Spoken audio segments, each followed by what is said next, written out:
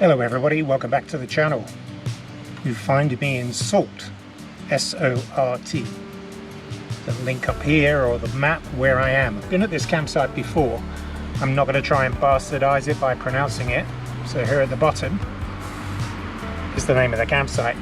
Now I was here back in April and it had only just opened, and the guy that owned the place, there was no one here, put me right by the river. And you can see it here of the water rushing off the Pyreenes, so the snow melt coming down the valley, and just, it was a torrent. It really was, and I actually went to sleep quite comfortably listening to it. So I'm back here now, early September, and this is what it looks like. So you can see in the space of a few months all of the snow melt on that river, and people were careering down that thing well into 9 o'clock at night in kayaks. You can't kayak down it now. And one thing I've noticed is all of the reservoirs and the rivers, even down in the plains in Monegros, over near Aguero, and also as I'm working my way up here, how low and dry they are at this time of the year now, in September in northern Spain, and they've never been this low. So it just shows you how hot the summers have been and how little rainfall has happened in this area.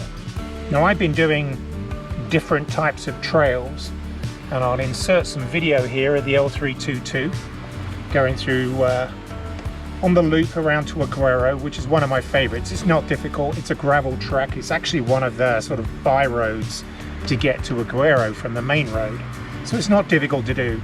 There's a couple of washouts, you have to be pretty careful with it, but it's a wonderful trail, and the views when you turn the corner and get to Aguero are just fantastic. And you can see the mountain range, and again link down here to the name of the mountain range that you see when you go through that trail. So it's not difficult.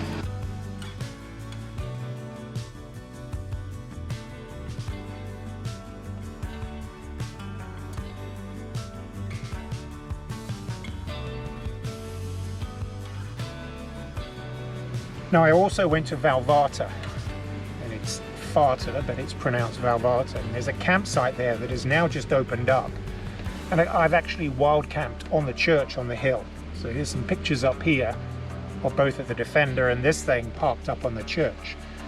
The campsite is now open. It's not big, it's got limited facilities, but when you go do the Monegros Desert, you can go wild camp. But I actually like the comfort of going into a campsite purely because you can go to showers and things like that, although I do have the ability to do have an onboard shower now. But it's always good to get a nice warm shower at the end of the day. But that campsite, and again the link down here, is now open, and it's one of the, Valvarta is a very small town. There's less than 30 people, and the guy that owns it or has taken over it owns a restaurant in town. The previous owners, when COVID hit, had to shut it because no one was traveling, and then just closed it down. So he's trying to what he's trying to do is he's trying to open it back up, restore it, and get it back to probably its former glory. It's probably built for motorhomes because there's big bays on the campsite. But I rocked up there 4 o'clock, I was the only one around, and then within less than 2 hours the thing was full. So highly recommend, if you're in that area, I'm going to go do the Monegros Desert, either north to south or south to north. It's a really good stopping off place. It's just north of the main road from Zaragoza to Barcelona, and again I'll put a map up here so you can see where it is. So I drove up through the Monegros Desert. I've been basically scouting out trips ahead of our little Vuelta España trip, and what's really interesting is when I went through there, it was probably either April or May time frame, I really can't remember that far back, is it was very lush and very green. I went through there again a couple of days ago, and here is a comparison of the camera I had on the roof of the L322, and you can see it's really lush against the camera I had on the side, and you can see it is just burnt. The landscape did have color in it when I was there last time. You could see pockets of green, you could see crops growing in the fields. The summer has just bleached the landscape. It is brown, beige, that's really all of the colors, but you begin to see these little pockets of green. So there was a lot of hunters on the Monegros Desert as well. They had those crates I mentioned before. If you see them, if you come to this part, you'll see them on the weekend. They've got these crates that they tow behind the back. They're basically hunting dogs. And I went through one part of the Monegros and there were a lot of them out with a lot of dogs, with a lot of guns. So either they were definitely chasing down wild boar.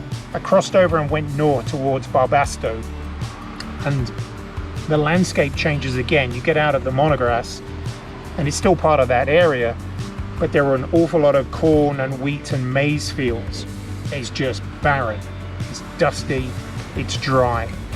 But as you begin to go where they've irrigated it and they've got the sprinklers going, you see more green. And there are really small pockets of big trees that clearly are sucking all this moisture out of the sprinklers that are trying to keep the fields with all of the different crops in it flourishing. As you drive along, you see all of these corn, wheat, maize fields, and the sprinklers are kicking off on a regular basis trying to keep them going. And all of a sudden you see fairly large mature trees. And clearly those trees have been sucking the moisture out of it. As you drive through some of these plantations, which is really what they are, they're plantations of wheat and corn and maize, as I mentioned, you see how modern technology has taken over. They've dug these massive irrigation channels all the way through the landscape.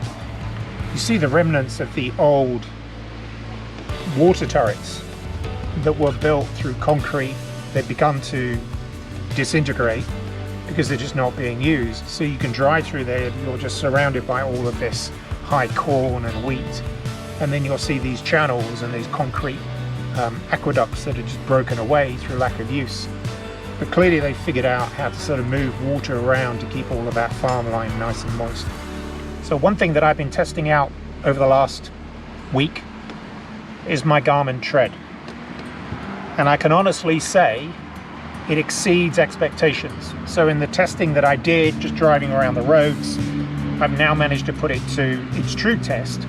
I've installed all the routes and I've been following the routes on the Garmin Tread. It's really difficult to sort of record it for you, but I can give you some snippets of some things that I found straight away. Is the position I have it on the windscreen with this antenna pointing as far as I possibly can out into where the windscreen rake is, picks up all of the satellites necessary, so it locks on, and I have not lost GPS signal through the trails that I've done. One thing I absolutely love about this, if you start going off the trail or you see a route that takes you off the trail, as soon as you leave it, it starts dropping a breadcrumb, and there's an indicator at the bottom of the screen where it'll actually show you how far off that trail you've gone. And I think this is great because if you are following a trail and you see something interesting, you can sort of deviate off that trail, go and explore it, and it will lead you back to where you need to pick up the original trail. So I really love that feature, but it has been pinpoint perfect in being able to allow me to track the trails that I've loaded on here. And I've been using this to follow all the way up through the Monegros, so it's great. I'd highly recommend this. I'm going to keep on downloading trails, especially for the upcoming Valvarta that we're going to do. But at this point in time, I absolutely love it. So this just pops on. I've got it powered up. It's got a little metal connector on here. You just pop it onto the connector, lock it down, it's good to go. It has not rattled, it has not moved. It's very rugged, and the battery is pretty good on it as well. Although I do have it hardwired into the car, so it's constantly feeding power directly to the unit. But anyway, highly recommend this. There's nothing new on the L322. I did have one question that I thought was quite funny. Actually, I've had two people say to me, what's this red cover? Well, this red cover, and everybody knows my propensity for red accents, it's just a cover, it's a plastic cover that goes over the chuck for my water tank. So all I do is pop it, and this gets inserted, and then I turn on the water. But that's all it is, it's just to protect it so it doesn't get knocked and broken. It's pretty robust. It's got some ball bearings in it to allow this sort of quick fit connector to be able to plug in, and I've got a shower unit that I made up with the same connector. It's got a plug on it, a piece of hose, and I've got a shower that handle on the end of it. And then down here, this actually fits into the strut on the iCamper Mini. It's where you actually open up, there's some struts that go on the side to open up the side vents. This fits into one of the struts, and it's got a hook on the end of it. This actually came off my DFG shower curtain, which I don't have on this trip. But I insert it, and then I put the shower head on the top there, loop it over, and then it runs. so I carry this along. So that's how I can sort of shower on the road. I don't do it a lot. And I also have sort of like a fold-up shower mat that I really use as a doorstep before I get up into the tent. So it tries to have multiple uses, but that's hidden away up inside of my transit pack. So that's the update for today. More videos will be coming. We're hitting you thick and fast with them. So in 10 days time, the Valvarta will start and you will be bombarded on Instagram, YouTube Shorts, and then more longer content that we'll create as we go. So you'll begin to see a flood of content over the next 2, 3, 4 weeks. It's going to take a while to catch up with it, but hopefully there'll be some really good content for you to enjoy. And with that, I'll see you on the next one.